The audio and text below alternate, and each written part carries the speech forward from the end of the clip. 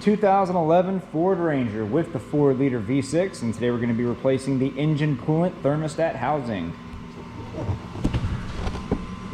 Over at our computer you can see that our vehicle requires Ford Premium Gold engine coolant, 13.2 quarts if you have an automatic transmission, and 13.7 quarts if you have a manual transmission. Let's get to it. Alright, first step, we're going to go ahead and grab our 7mm. I'm going to go ahead and remove this top cover. Our thermostat and housing are located right underneath the front of the intake at the top of the engine. Oh, missed one back here.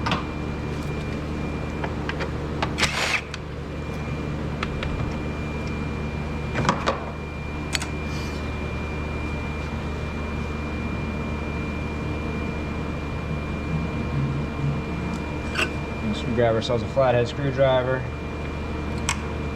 and remove the intake tubing.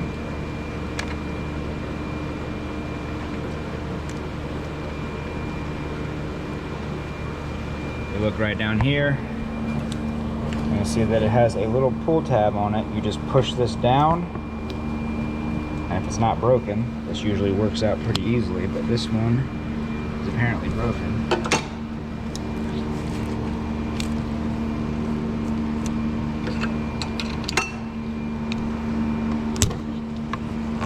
Thank you.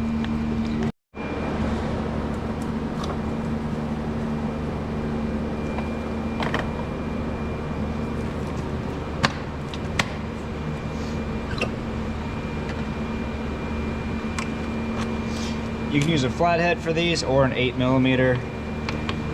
I just used the flathead because it was the first thing I saw. Go ahead and remove this harness tab. Thing is already loose. It's just very old and does not want to come off. There we go.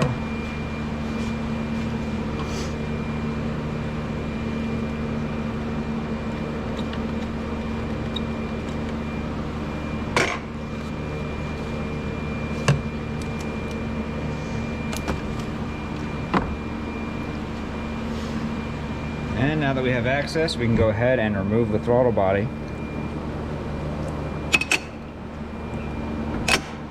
Throttle body appears to be held on with 8mm bolts. Yep, 8mm bolts. And there are 4 of them, 1 in each corner. And what I want to do is, I don't really feel like dealing with all the cables and stuff, so I'm gonna see if I can't just disconnect this and then kind of roll it over the top. We'll see if that works or not.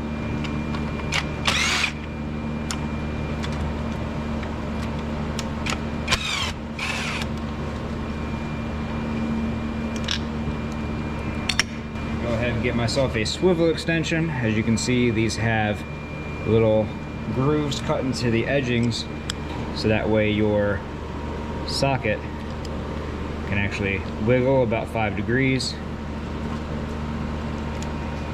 And that should give us all we need to get down to this tight spot.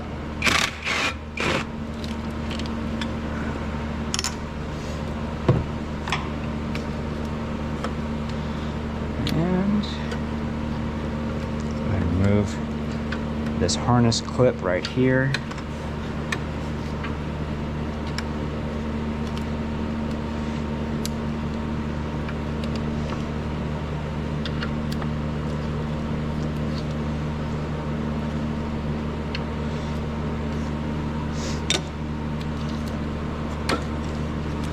And just rotate that over the top. Good. I'm glad that worked out. And when you're at this point, if you're just replacing your thermostat and not the housing, you can go ahead and disconnect these 3 8mm bolts. The last one's right back there. Slide the top off, pull your thermostat out, put your new thermostat in. Make sure your new thermostat has a gasket with it. Do not install these without your gasket. And put those 8mm bolts back in, put everything else back together, blah, blah, blah. You get it. For everybody else that's going to be replacing the entire thermostat housing like we are, or I am I guess, we're going to go ahead and start removing the intake manifold. To remove your intake manifold, there's going to be, I think, 8 bolts. They are the T30. So get yourself a nice long extension. And this will be a little bit difficult to see, but you know, let me get my light bar. Got my light bar hooked up, and if you look down in here, you can see that there are tiny holes. This was supposed to be, I think it's right about right here. It's hard for me to see because I can't climb up on top of the engine right here. But you can see that there is a, oh, there it is. There's holes. And if we move back here, you can see that there's another one. And then at the very back, there are some hidden ones behind the intake manifold. You might need to remove this harness right here to get to those. If you do, it's just 10mm right there, and you should be able to wiggle it out of the way so you can get to those bolts. I believe that there's only 4 per side, so there should only be 8. So I want to go ahead and get to work on that, I guess. Starting with the ones right in front, you can access these by putting your tool right down next to the throttle cables.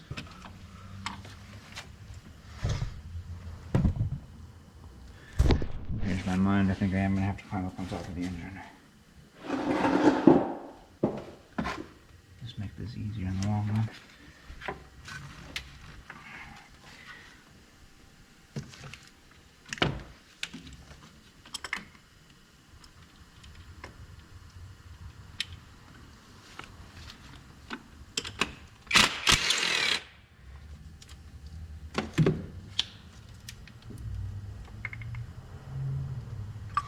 Now for me, I'm just going to break these bolts loose.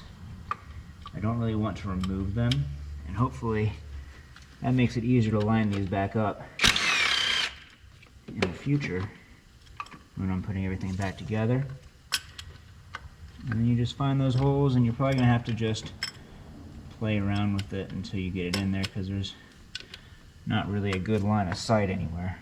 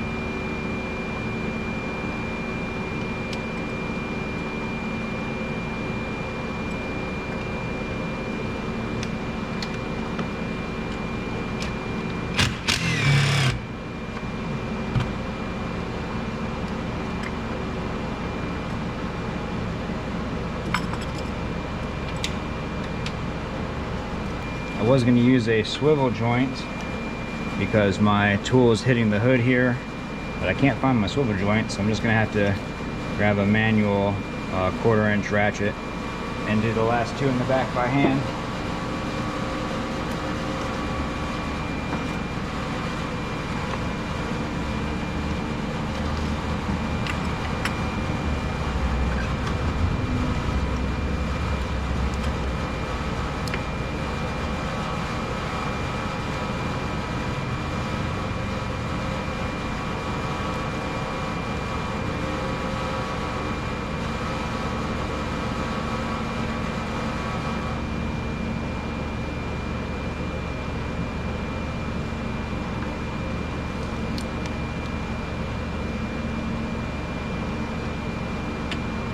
The ones in the back are easy if you just feel around for them.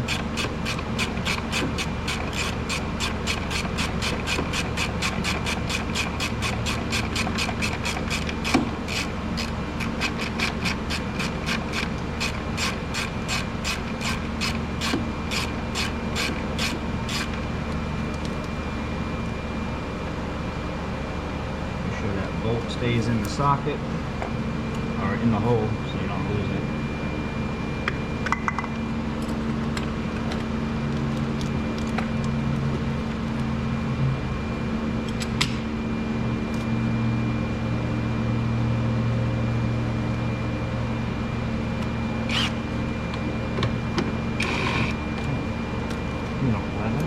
Why?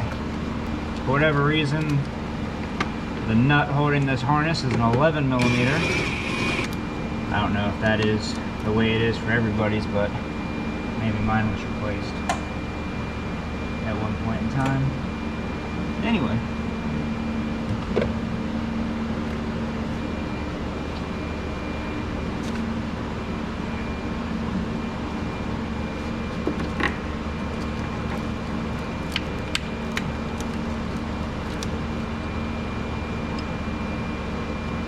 Pull the harness over the intake manifold, and you can just kind of feel around with your hand.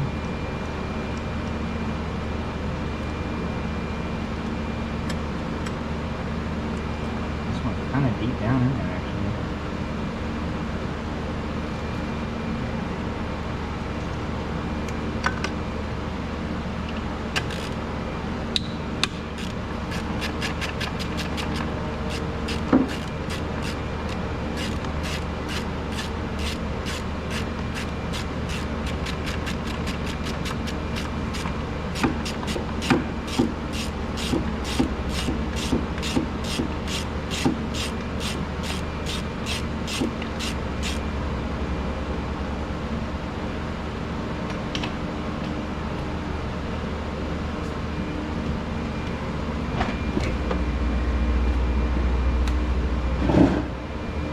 And with those 8 bolts removed, we should be able to gently lift up on our intake. It looks like we're going to need to remove the evap solenoid tubing.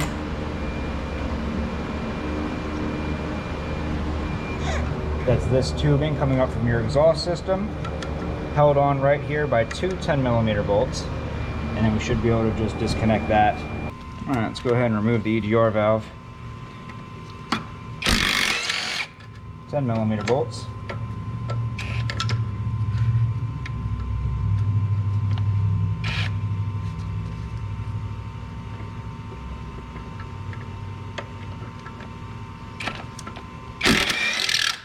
don't know why that was a battle, but it was.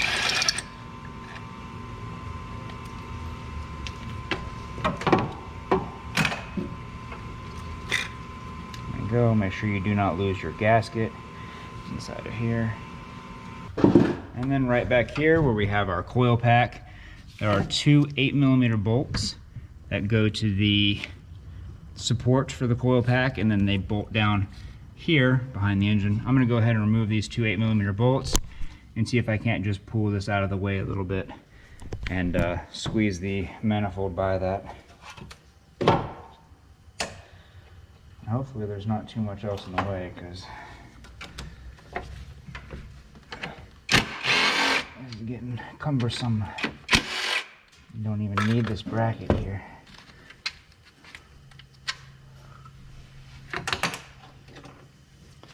It's not like it's going to ground out through a plastic intake manifold.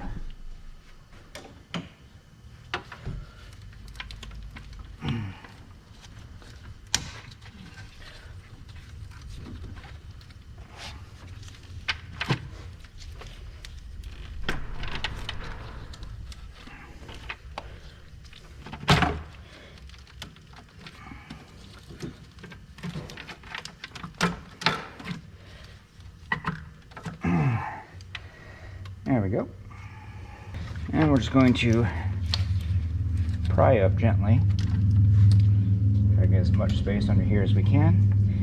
I'm just gonna push a flathead screwdriver in here.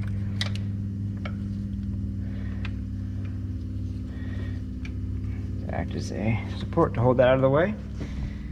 And with that, we now have access to our thermostat housing. Go ahead and try to move this old ass wire out of the way. But back here, we can go ahead and start removing our 2 hoses here and our 3rd lower hose right down here. Might be a little bit more difficult to see, but you'll see it on yours. And then we have 3 bolts right here, pretty much circling this smaller hose in the back. It looks like a 7mm. Might be an 8. Yeah, they're 8mm bolts. All right, I'm gonna go ahead and start removing these hoses now, starting with this big one in the front. And what I actually want to do is try to get this alternator power line out of the way. Let's see if I can't get underneath of this thing.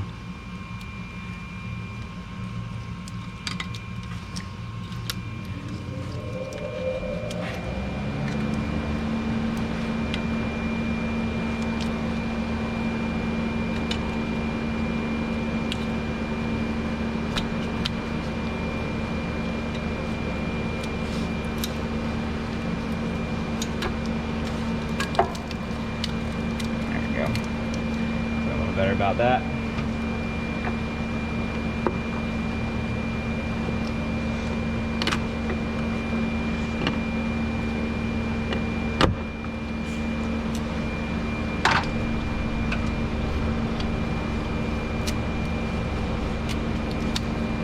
And as you're loosening these hoses, and as you loosen your hoses, you are going to lose a little bit of coolant. That's okay.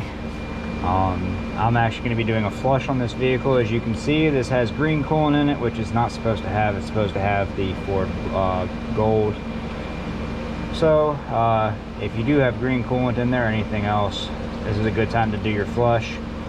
If not, don't worry about doing the flush and just top this back off so you save yourself a little bit of money on coolant.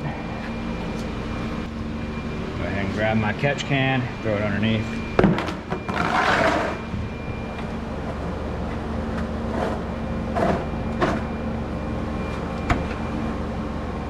Usually right underneath the engine is where it's mostly going to be leaking. So with that, when we pull this first hose, I'm going to try to yank it up.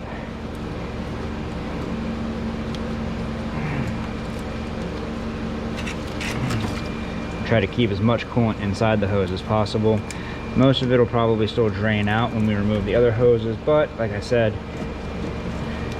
if you don't want to have to replace your entire system, this is a easy and sensible way to save a couple bucks on coolant. Now back here, go ahead and disconnect our sensor. It's just a very simple pull tab sensor, nice and easy.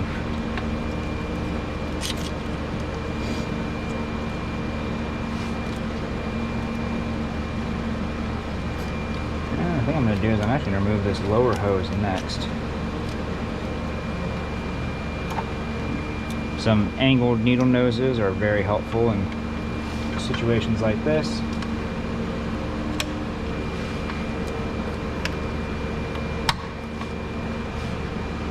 Still not perfect, but still pretty useful.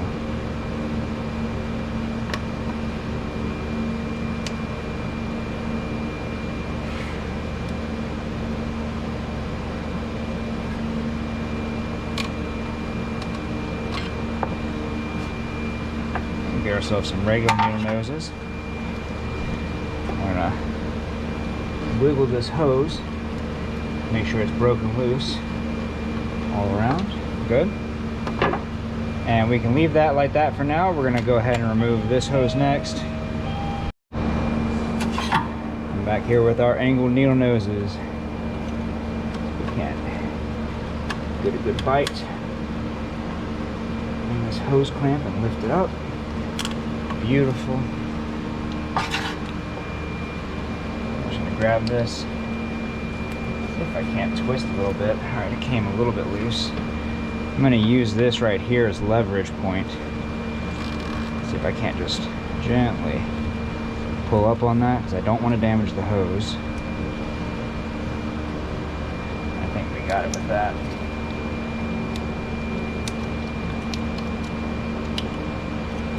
And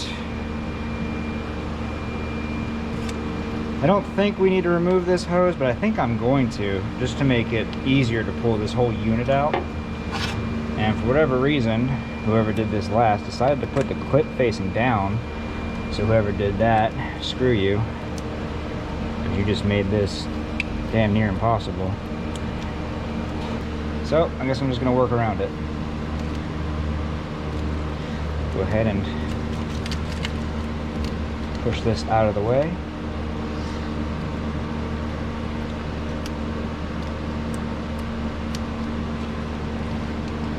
I got an idea. Time for some zippy ties. How strong is that hose? Not very strong. Go ahead and put 2 of these zip ties together.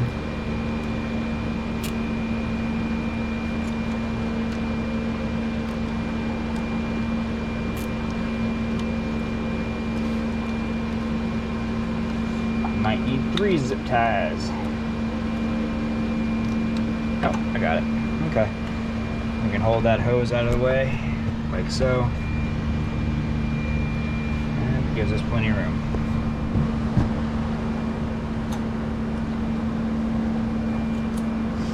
Really wish I could find my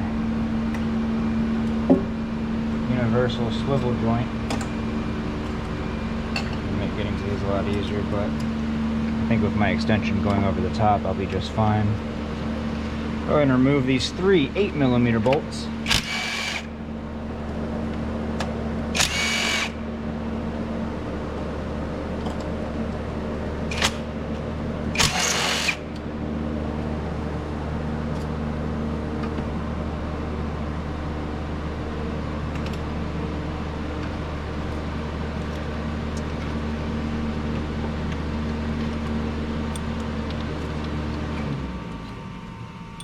Woo. And go ahead and pull this assembly unit out. Give it a couple shakes to break it loose. And now we're going to need to lift it straight up to get it off this hose at the bottom. Ow.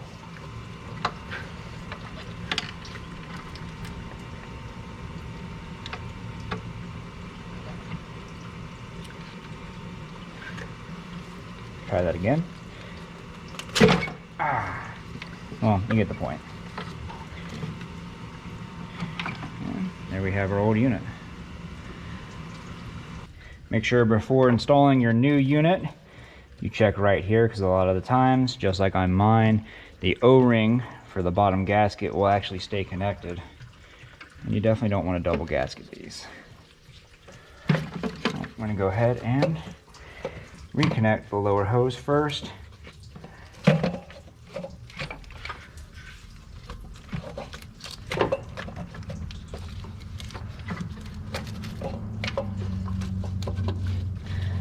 So, doesn't need to be bolted down, or I'm sorry, doesn't need to be,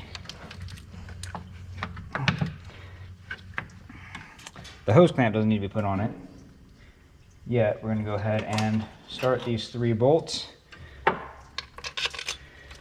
Hopefully we'll be able to start them by hand without too much issue. Oh, outstanding. Second bolt.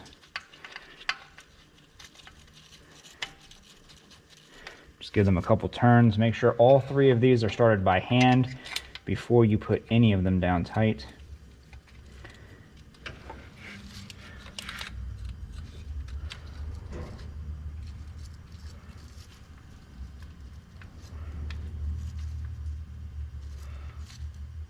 There we go.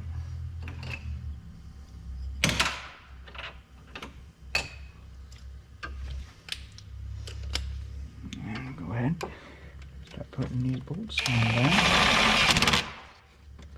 Just put them down a couple clicks at first. Then we can go back. Put them down nice and tight.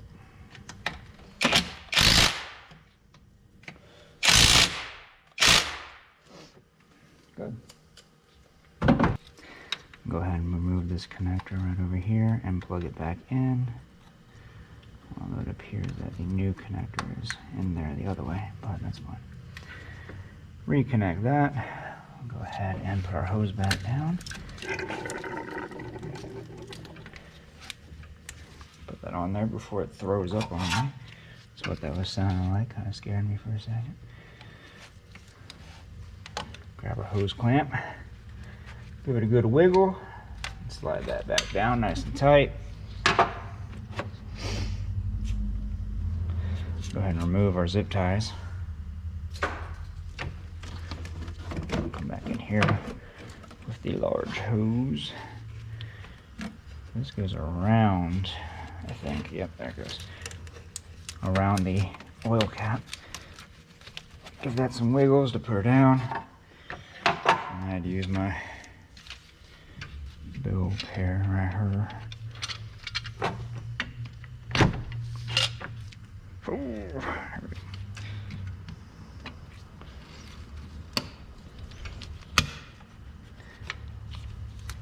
Make sure that tubing is all the way down, and put that hose clamp back on. And last but not least, we got our lower hose. Reach down here. Ow. Reach down here again. Give that some wiggles. A little bit more.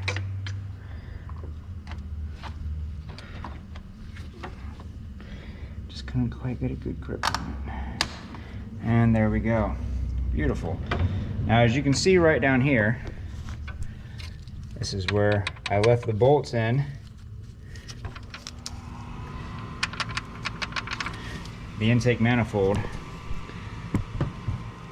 And they're sizably long, so they shouldn't fall out without any real difficulty, unless you put like a magnet down there, or if there's a lot of dirt buildup inside of the grooves where you put that T30 tool bit, socket, whatever you want to call it.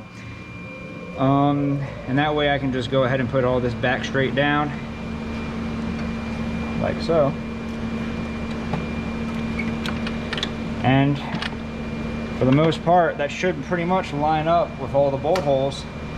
Might be some little bit of wiggling or adjusting to be done with the intake manifold to get them to line up, but I'm not really worried about it. They should go together fairly simply.